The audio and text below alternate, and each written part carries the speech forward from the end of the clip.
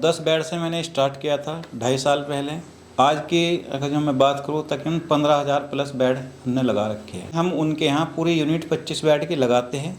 जिन लोगों को ये डर होता है कि मैं सेल कहाँ करूँगा, खाद तैयार हो जाएगी उसको बेचने के लिए मेरे पास कोई बेस नहीं है, तो उन लोगों की हम हेल्प करते हैं।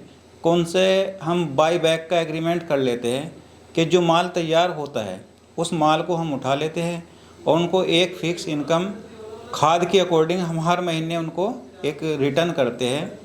देखो, हर महीने की अगर जो बात करें तकरीबन 40 से 50 लाख का खाद का टर्नओवर हो जाता है। बाकी केंचुए की बात करें उसकी कोई लिमिट नहीं होती, क्योंकि कभी केंचुआ ज़्यादा बिकता है, कभी कम बिकता है जी। तो केंचुए का जो हम कैलकुलेट नहीं करते, लेकिन खाद का एक औसतन एवरेज निकलता रहता है 40 से 50 लाख रुपए पर मंथ का। सर सलाम वालेकुम। जी वालेकुम अस्सलाम। कैसे हैं सर? जी बहुत बढ़िया। दोस्तों, आज की जो वीडियो है उन भाइयों के लिए होने वाली है खास और बहुत ही स्पेशल है जो वर्मिंग कंपोस्ट बिजनेस शुरू करना चाहते हैं लेकिन डरते हैं कि माल कहाँ बेचेंगे, किस तरह से अपना काम शुरू करें। बहुत सारे सवाल हैं, उन सारे सवालों का आज जवाब जानने के लिए हम पहुँचे हैं सहारनपुर में। उनकी जो मार्केटिंग की समस्या है वो आज यहाँ पर पूरी ख़त्म होने वाली है। उनको सेलिंग की कोई समस्या नहीं है, वो अपना माल यहाँ बेच सकते हैं। सारी इनको जो टेक्निकल सपोर्ट है वो सब यहाँ पर करी जाएगी। तो बात करते हैं सर से। सर, सबसे पहले जो अपना परिचय आप दीजिए। सर, मेरा नाम हाजी मोहम्मद इकराम, गांव मांझीपुर, डिस्ट्रिक्ट सहारनपुर, यूपी। तो सर, वर्मिंग कंपोस्ट बिजनेस की शुरुआत कैसे हुई? सर, ये लॉकडाउन के अंदर हमने बहुत सारे काम देखे, लेकिन ये काम ऐसा है जिसके अंदर सबसे कम लेबर कॉस्ट लगती है और लेबर की कोई समस्या नहीं होती है और जनरेशन बहुत बड़ी है। तो इसलिए इस काम को हर मौसम में, चाहे लॉकडाउन हो, हम सो रहे हो, मार्केट में हो, बाहर हो, केंचुए अपना काम करते रहते हैं। इसलिए वर्मी कंपोस्ट बिजनेस बहुत अच्छा बिजनेस रहता है। कितने साल आपको हो गए हैं इसको करते हुए? 2.5 साल मुझे इस काम को करते हो गए। और पहले कितने बेड थे और आज कितने बेड हैं सर? और 10 बेड से मैंने स्टार्ट किया था 2.5 साल पहले। आज की अगर जो मैं बात करूँ तकरीबन 15,000 प्लस बेड हमने लगा रखे हैं। सर, आज के दौर में किसान भाई जो हैं अपनी खाद की सही कीमत नहीं निकाल पा रहे हैं, या तो वो 3.5 रुपये पे बेचने पे मजबूर हैं या 4 रुपये पे। लेकिन मैं देख रहा हूँ आप बहुत दिन दुगनी रात चौगनी से तरक्की आप कर रहे हैं। तो क्या कारण है सर, वो प्रॉफिट नहीं ले पा रहे हैं और आप अपना प्रॉफिट जो है बढ़ाए जा रहे हैं? देखो, मार्केटिंग अगर जो सही करनी आ जाए, सही किसान अपने रुख पर आ जाए, तो अपनी हर चीज़ का रेट बहुत अच्छा ले सकता है। जैसे हम ऑर्गेनिक की बात करते हैं, आज किसान अपने खेत के अंदर जहर डालता है और अपनी इस फसल या सब्जी मंडी में बेच के जाने के बाद बेचनी पड़ती है बहुत हल्के रेट पे, कम रेट पे। और जो ऑर्गेनिक करते हैं, जो ऑर्गेनिक खेत यानी अपना जैविक खाद डाल के ऑर्गेनिक फसलें तैयार करते हैं, उन लोगों को कहीं जाने की ज़रूरत नहीं है। लोग उनके पास चल कर आते हैं, वो अपना माल डबल रेट में बेचते हैं। तो ऐसे ही हम अपना माल तैयार करते हैं, यानी अपना खाद तैयार करते हैं, तो उसके अंदर क्वालिटी होती है, इसलिए जो है हमारा खाद थोड़े अच्छे रेट में जाता है। सर, आपका जो प्लान है वो कोई डिफरेंट ही मॉडल है आपका, तो क्या मॉडल है? कैसे हमारे किसान भाई आपसे जुड़ के लाभ कमा सकते हैं? देखो, डिफरेंट मॉडल कुछ नहीं, हर बंदा इस मॉडल को करता है कि हम किसानों से खाद तैयार कराते हैं, यानी हम उनके यहाँ पूरी यूनिट 25 बेड की लगाते हैं। जिन लोगों को ये डर होता है कि मैं सेल कहाँ करूँगा, खाद तैयार हो जाएगी उसको बेचने के लिए मेरे पास कोई बेस नहीं है, तो उन लोगों की हम हेल्प करते हैं।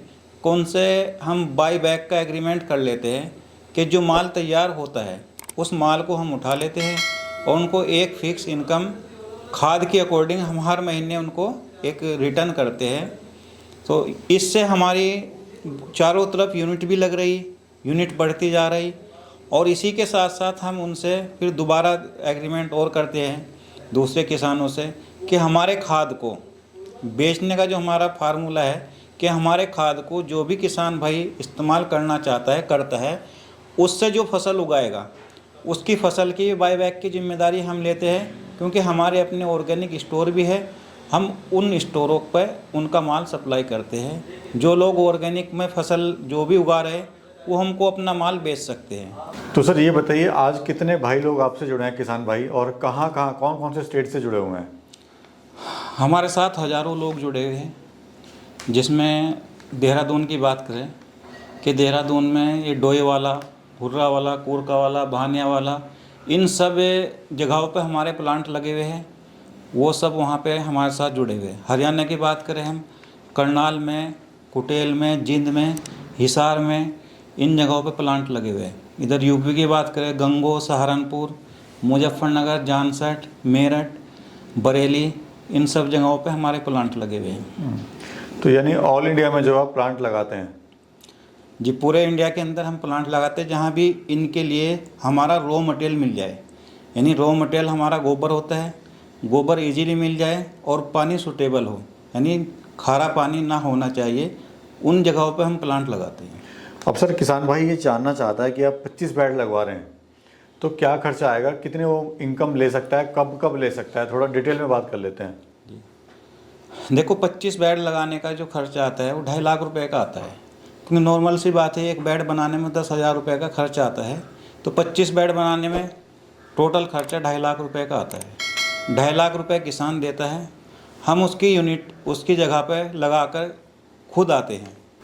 जो हमारी पूरी टीम है वो पूरी टीम जाएगी और जो है वहाँ बेड लगा कर आएगी। 3 महीने का एक प्रोसेस होता है जो खाद बनता है। उन 3 महीने के अंदर सबको पता है कि 40% के रेशो में खाद निकलती है जी। उस खाद के एवरेज से एक बेड का जो एवरेज लगाए तो एक बेड से तकरीबन 1,000 रुपये की 1 महीने में खाद निकलती है। 3 महीने की बात करें तो 3,000 रुपये की हो, तो उस कवरेज हम लगाते हैं कि 20 से 25,000 रुपये जो भी बनता है 1 महीने का एवरेज, तो उसके एवरेज से हम उसको पैसा देते हैं। तो यानी हर मंथ उसको इनकम आती रहेगी? जी, हर महीने उसको एक इनकम आती रहेगी।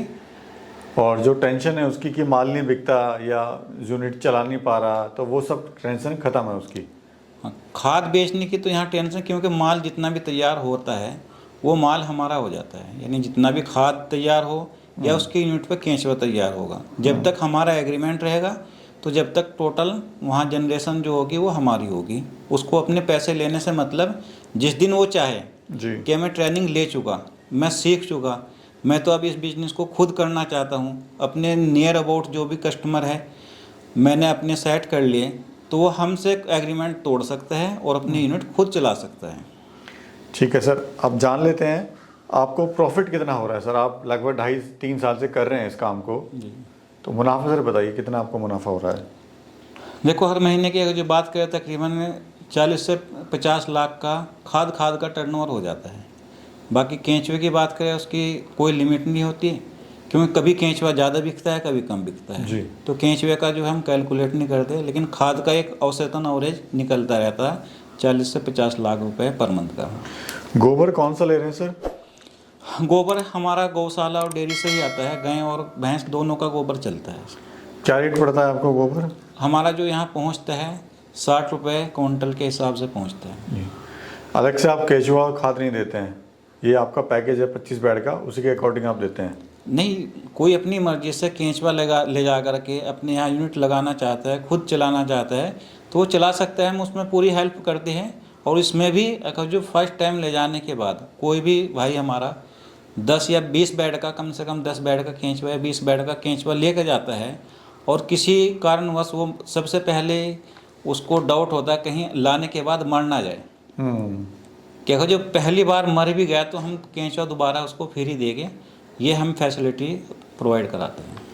क्या रेट का देते हैं सर केंचुआ?